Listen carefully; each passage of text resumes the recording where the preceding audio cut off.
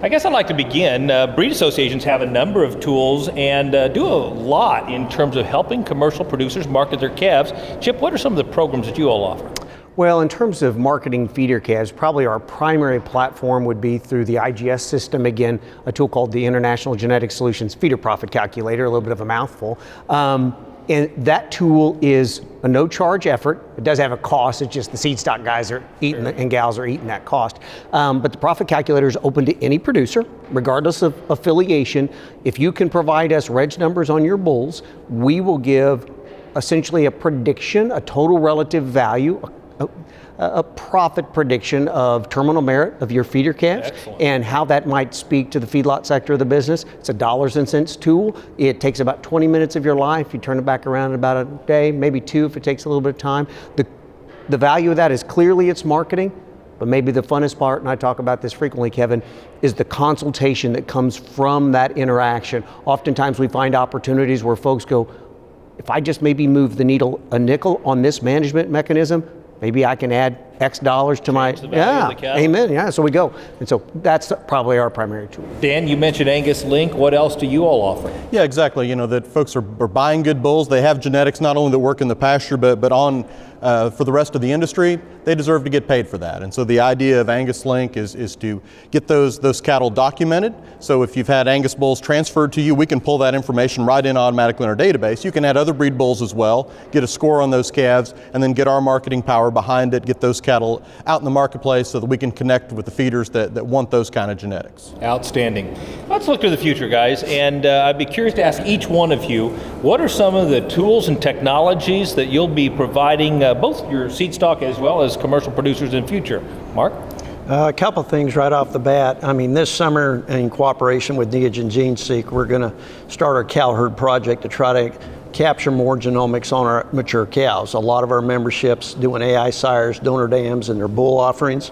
We've got that cow factory that stays within that herd every year. So the value of getting those done at maybe half the rate that a 50K would cost, it'll add a lot of power to our genetic evaluation from our side.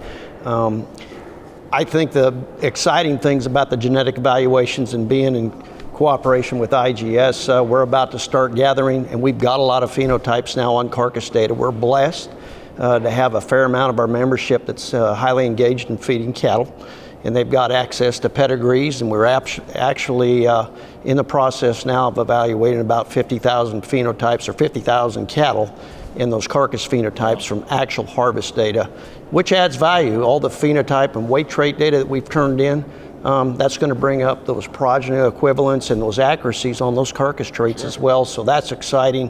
A host of all other things. I'm going to let Chip tell you about some more of the things at IGS, but it's getting exciting. What can we look forward to in the future? Yeah, well, excuse me, within the Simmental subset, clearly we've had a massive mature cow approach going on for the last couple of years. That's brought in tremendous amount of genotypes and phenotypes on hard to capture mature cow traits and stability traits that we've talked about a lot here.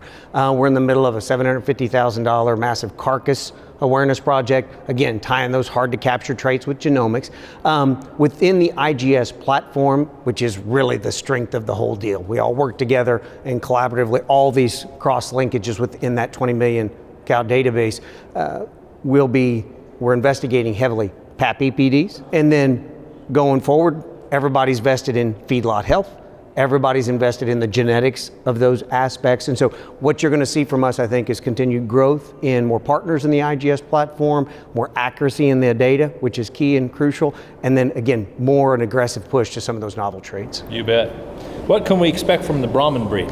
Well, I think you're going to see more data driven type programs. We have our ear program now, which is a steer feeding type program where we collaborate with universities to get that data collected.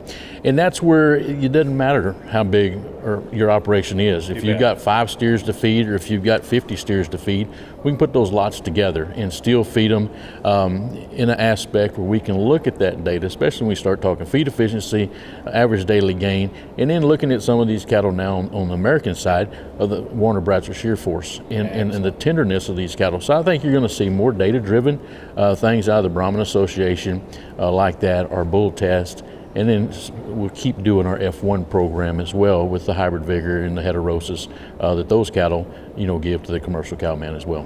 How about St. Joe? Yeah, we're looking to just leverage the industry's largest genomic database to extend it to more traits, particularly on the longevity side. A year ago we launched a foot EPD for foot conformation, and that's been very well accepted by the industry. PAP EPDs that for folks that work and ranch in the high mountain country. This spring we're going to be launching a hair shedding EPD to identify the Angus cattle that work best in the Gulf Coast and in the fescue belt, so that folks that want to place an emphasis on adaptability to fescue and heat, that tool's out there. And the thing probably we're most excited about is understanding the genetics of immunity. We have a partnership with Australian Angus and Canadian Angus, and the preliminary data looks extraordinary in terms of identifying the underlying differences in immunity as we face more challenges in the industry along some of our product use. That will become more important. Colin, what would you add?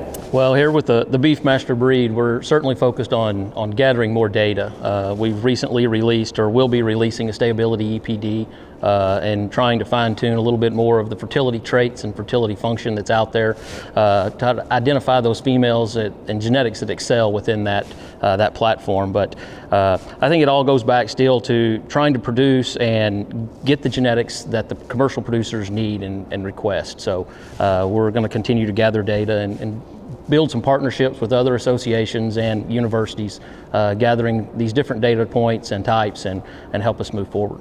It's been said seed stock producers are the architects of the future, and I'm excited to see the building you all are creating.